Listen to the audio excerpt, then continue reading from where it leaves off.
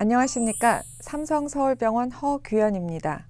오늘은 제5편 당뇨 관리, 밥상과 운동에 답이 있다 편입니다. 의학계에서 굉장히 유명한 연구 결과가 있었는데요. 당뇨병 예방에 있어서 생활습관 개선이 약물보다 더 효과적이었다는 연구 결과가 있습니다. 그 생활습관이라는 게 결국은 운동과 식이요법인데요. 그게 웬만한 약물보다 당뇨병 예방에 더 좋았다는 연구 결과였습니다. 자, 혈당은 24시간 혈당이 다 중요합니다. 그런데 특히 식후 고혈당이 심혈관 질환 유병률을 더 높인다는 아주 놀라운 결과가 있었습니다. 그래서 식후 고혈당을 잡는 것이 더 중요합니다. 그런데 우리나라는 탄수화물 위주의 식사죠. 주로 밥 위주의. 그래서 식후 고혈당을 조절하기 위해서 더 신경을 써야 될 필요가 있습니다. 자, 식후 고혈당을 조절하기 위해 3대 영양소의 비율을 어떻게 하면 좋을까요? 3대 영양소라 하면 탄수화물, 단백질, 지방을 말씀드리는 건데요. 탄수화물은 한 55에서 60%, 단백질은 15에서 한 20% 정도, 또 지방의 함유는 20에서 25% 정도를 권고하고 있습니다. 그럼 이제 많이 물어보시는 것들이 탄수화물을 어떤 걸 먹어야 좋습니까? 많이 물어보세요. 그런데 어떤 것도 중요하지만 일단은 탄수화물의 총량이 중요합니다. 그래서 일단 총량을 좀 줄이고 또 이것을 적당히 나누어서 섭취하는 것이 급격한 고혈당을 방지하는 데 좋은 것으로 알려져 있습니다. 또 똑같은 탄수화물이라 할지라도 혈당 지수가 낮은 식품, 즉 먹었을 때 혈당을 높이는 속도가 좀 늦어서 천천히 혈당이 오르는 음식을 더 권고드리고 있고, 또한 혈당을 천천히 높인다 하더라도 결국에는 혈당을 높이기 때문에, 즉 에너지가 좀 많기 때문에 될 수 있으면 지방 함량이 좀 적은 것을 선택하도록 권고하고 있습니다. 또 식이섬유소 섭취를 늘려서 이것은 어떻게 보면 마음껏 드셔도 되는 식품으로 알려져 있습니다. 자, 당뇨병의 식사요법은 크게 간단히 얘기 드리면 세 가지입니다. 제때에 골고루 알맞게 먹는다. 이게 키포인트고요. 이 키포인트에 대해서 오늘 말씀드리고자 합니다. 우선 제때에 먹는다. 왜 그러냐면요. 끼니를 거르면 그 다음 식사가 폭식으로 이어질 수 있습니다. 사람이 배고프게 되면 가장 먼저 찾는 게 단 거거든요. 탄수화물. 그러다 보니까 더 급격한 고혈당으로 이어질 가능성이 있습니다.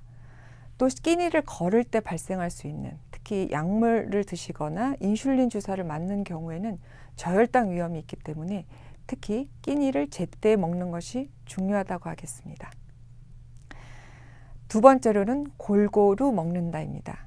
아까 잠깐 3대 영양소 비율을 말씀드렸는데 탄수화물 총 섭취량을 줄이고 그 대신에 단백질과 지방 섭취를 약간 늘리는 것을 권고합니다. 또 탄수화물을 선택할 때도 당지수가 낮은 것을 선택하라 그러는데 아마 당지수란 얘기를 은근히 많이 들어보셨을 텐데요. 혈당을 될 수 있으면 천천히 올린다라고 생각하시면 됩니다. 그래서 잘 아시겠지만 흰밥보다는 잡곡밥이 더 당지수가 낮고요. 흰빵보다는 통밀빵이 더 낮은 것으로 알려져 있고 찹쌀보다는 맵쌀을 선택하도록 권고드리고 있습니다.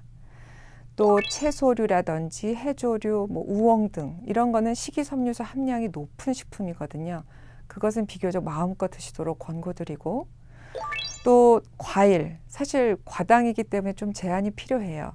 근데 이런 과일이라 할지라도 생과를 그대로 드시는 것을 더 권고드립니다. 주스는 더 빨리 흡수되기 때문에 혈당 지수가 더 높거든요. 그리고 생채소가 또 더 좋고요. 많은 분들이 정성을 기울이신다고 갈아서 드시고 즙을 내서 드시고 그러는데요. 사실 생과나 생채소가 더 좋습니다. 또 잘 익은 과일, 이건 당도가 높은 과일입니다.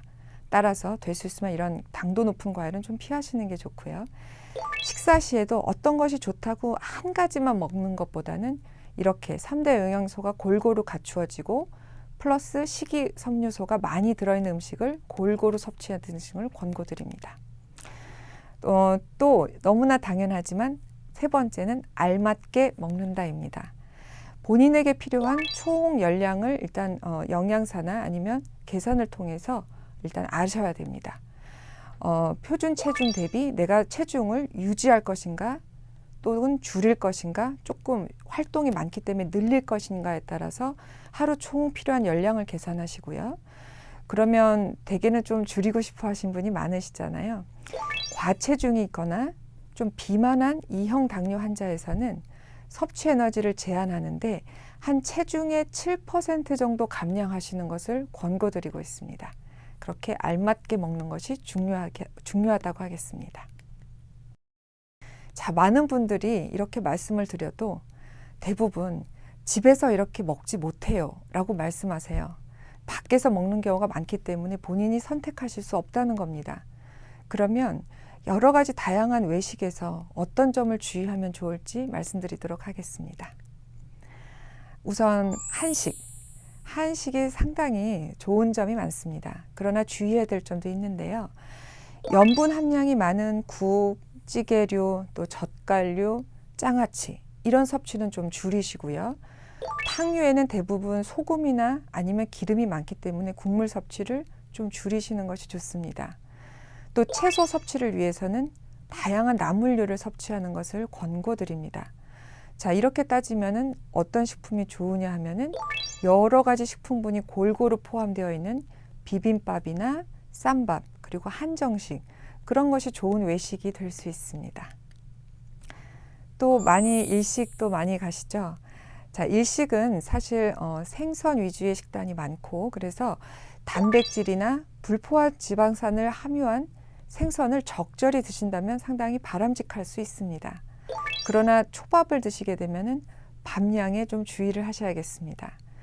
또 지방 함유량이 많은 튀김 종류나 또 당질 함량이 많은 조린, 단 음식의 섭취는 될 수 있으면 좀 줄이세요. 근데 좀 단점이라 한다면은 일식에서는 좀 채소류가 부족할 수 있기 때문에 다음 끼니에서 채소 섭취를 좀 늘려서 드시는 것을 권고드립니다. 또 양식의 경우에는 식전에 나오는 빵을 평소 밥량과 비교하시면 됩니다. 그리고 잼이나 버터 등은 될 수 있으면 바르지 않고 드시는 것이 좋겠고요. 또 샐러드가 나온다면은 거기에 나오는 드레싱을 따로 준비해 달라고 하셔서 찍어 드시는 것을 더 권고드립니다. 또 메인으로 제공되는 고기는 될 수 있으면 튀긴 것보다는 그릴에 구운 것을 주문하시는 것이 좋겠고요.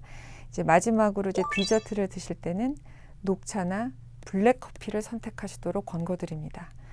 또 커피와 함께 또 드실 수 있는 케이크나 쿠키, 아이스크림 등은 그야말로 당질 함량이 높고 단순당이기 때문에 급격한 고혈당을 유발할 수 있습니다. 따라서 좀 제한하시는 것이 바람직하겠습니다.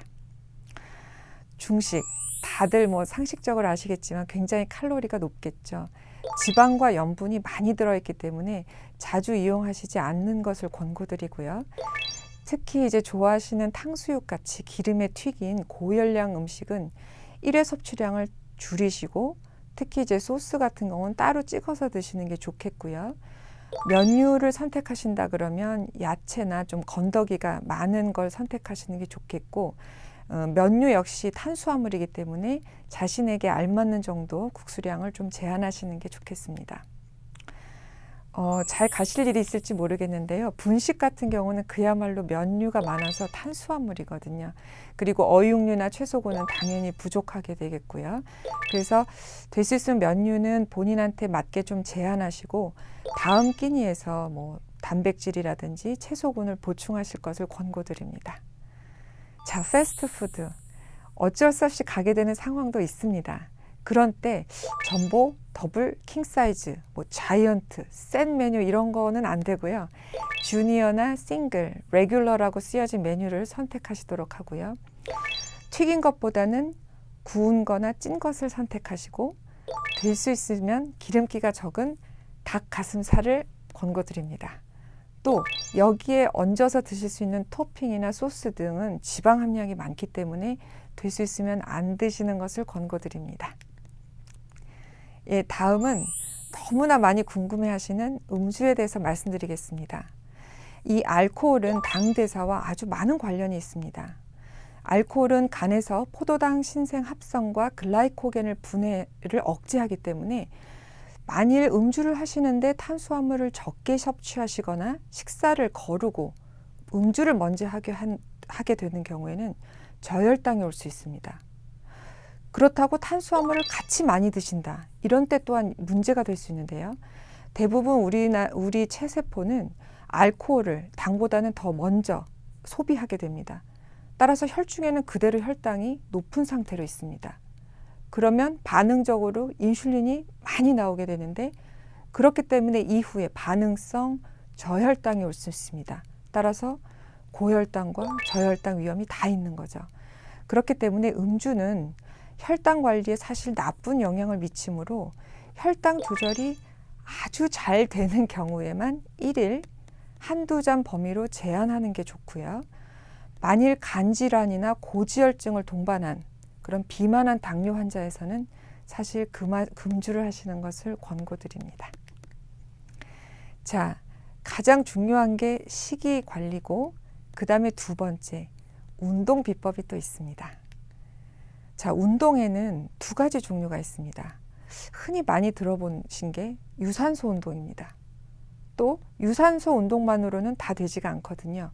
저항성 운동이라는 게 있습니다. 이 두 가지를 간략히 설명드릴 건데요. 유산소 운동은 그야말로 걷기, 조깅, 수영, 자전거 타기, 댄스, 스케이트, 줄넘기, 계단 오르기 이런 것처럼 신체를 많이 써서 신체 구성 변화를 가져올 수 있는, 즉 지방을 감소할 수 있는 그런 운동입니다. 이런 운동의 장점은 일단 심폐지구력을 향상시킬 수 있고 그로 인해서 또 혈당 감소와 인슐린 저항성 개선 등을 기대할 수가 있습니다. 그러나 이것만으로 다 되지는 않고요. 실제로 많은 부분에서 혈당은 근육으로 흡수되는 거거든요. 그래서 근육 면적을 증가시키는 게 굉장히 중요한데 이것은 저항성 운동을 통해서 우리가 얻을 수 있습니다. 저항성 운동이라 그러면은 탄력 밴드를 이용한다거나 아니면 무거운 물건을 들어 올리는 그런 운동을 말하는데 이것을 통해서 기대할 수 있는 효과는 인슐린 저항성 개선, 또 고지혈증 개선, 또 혈압 강화 이렇게 전반적으로 대사 개선 효과를 기대할 수 있습니다. 이러한 운동은 적어도 일주일에 150분 정도, 만약에 이게 중등도 강도라 그러면 한 150분 정도, 그리고 고강도 운동이라 그러면 한 90분 이상을 권고드리고 적어도 일주일에 3일 이상 하시는 게 좋고요. 이틀에서 연속해서 이틀 이상은 쉬지 않도록 권고드립니다. 왜냐하면 운동 효과가 12시간에서 한 72시간 정도 지속된다고 기대를 하고 있거든요. 그래서 이틀 이상은 쉬지 않으시는 게 좀 더 효과적입니다. 또 금기사항이 없으실 경우에는 적어도 일주일에 3번 이상의 그런 저항성 운동까지 같이 해주실 것을 권고드립니다. 그러나 운동 시 주의하실 점도 있습니다. 관상동맥 질환, 심근경색 같은 그런 위험이 있다고 생각되는 경우에는 반드시 전문의랑 상의해서 어느 정도 수준부터 시작할 것인지를 결정하시는 게 좋겠고요.